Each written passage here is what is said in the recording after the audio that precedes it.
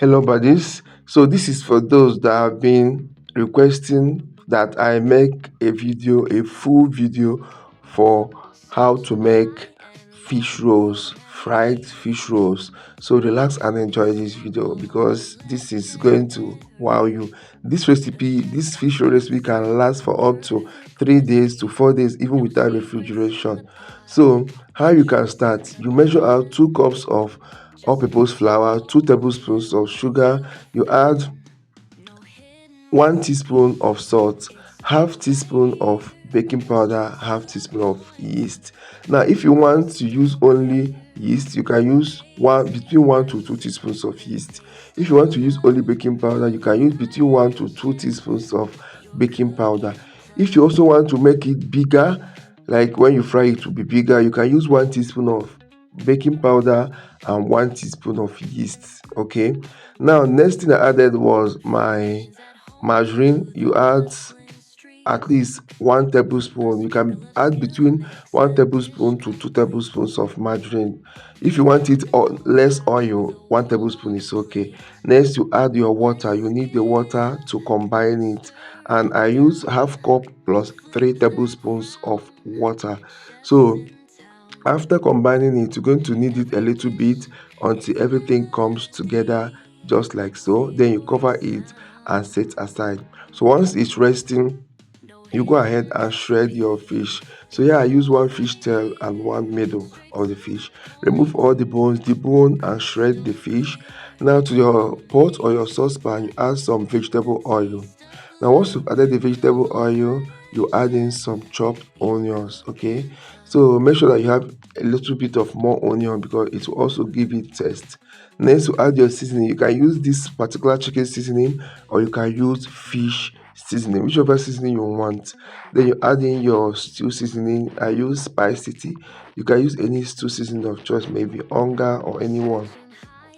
Next, you add some nutmeg and then you add this onion, garlic, ginger. If you don't want to add this particular onion, garlic, ginger, you can add separately garlic and ginger, okay? Either fresh or the powdered garlic and ginger. Next, you add in some curry powder, okay? Then you combine everything. Make sure you are doing this on low to medium heat because you don't want anything here to burn. So next you add in the shredded fish and then you start stirring to combine everything together so that the the spices and everything is going to combine together. Now, the fish that I use, I boiled it, I cooked it before adding. Yes. So if you're cooking the fish, make sure you cook it without any seasoning. Yes. Just cook it just like that. Okay, don't add anything to it. Now you saw the next thing I added was I added a little bit of vegetable oil because I saw that the one I added wasn't much. So I added a little bit of vegetable oil. You stir it for a little while and then add in your fresh pepper. Okay, so once you don't add in this pepper, you're going to cover it again and let it cook for few seconds. You want everything to the ingredients to immerse so well, and then also you want this filling to look a little bit dry. You don't want it to be too wet. Okay, you want the fish to fry well so that it will not be so that it can the sauce can last. You understand? Or the filling can last by the time you use it in your fish pie or your fish roll, which one. Now, next, after cooking your filling, you keep that aside to cool down. So while it's cooling down, you come back to your dough. Yes. So this dough is 2 cups, like and then I divided each one 60 grams, and I got this. Okay. Now next, you're going to mold your dough and keep them aside. Okay. Now, like I said, make sure that you follow the video as you see so that it's going to help you. Okay, now you roll it out just like you see me do in this video.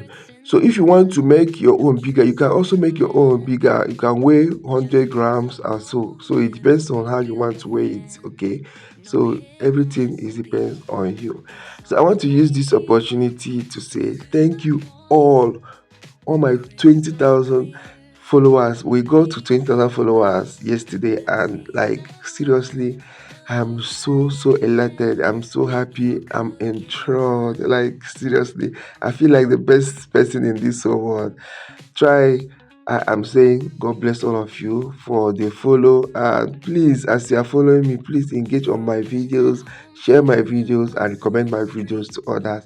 And trust me, I'll be bringing to you better videos gradually, and better videos as we go. God bless all of you for the follow. Now, you have to add your filling on one side and roll it up like this. So the other end, you're going to don't push it down so that by the time you roll it, it's going to stick to it without even using water. So once you are done rolling, you cover this to rest for 30 minutes to 1 hour depending. So after the time or the resting period or the proofing period, you're going to start frying. Make sure that your oil is not too hot, yes, because if your oil is too hot, this is going to puff.